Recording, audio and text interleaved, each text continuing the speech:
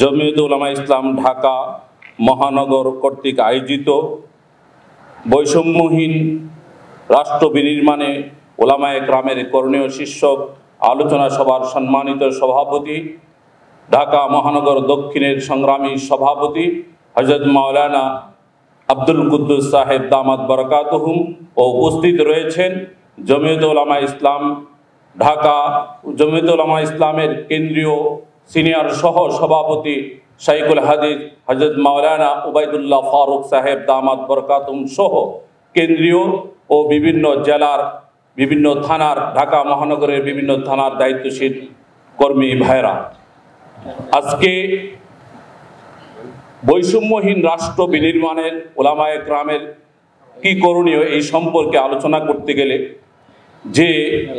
এই কথাটা আমাদের সকলেই বলতে হবে যে রাসূলুল্লাহ সাল্লাল্লাহু আলাইহি ওয়াসাল্লামের আদর্শ ব্যতীত বৈষম্যহীন রাষ্ট্র বিনির্মাণ করা কশিমকালও সম্ভব নয়। এই জন্য বৈষম্যহীন রাষ্ট্র বিনির্মাণ করার জন্য রাসূলুল্লাহ সাল্লাল্লাহু আলাইহি ওয়াসাল্লামের আদর্শকে বাস্তবায়ন করা অবশ্যই লাগবে। এই জন্যই আমাদের সকলকে জমিয়তে উলামা ইসলামের তত্ত্বাবধানে এই জমিয়তের সংগঠনকে শক্তিশালী করে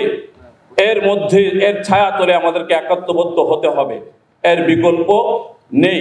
এই জন্য আমি উদাত্ত আহ্বান রাখবো, জমিয়তের ছায়াতলে আমরা একত্রবদ্ধ হয়ে কিভাবে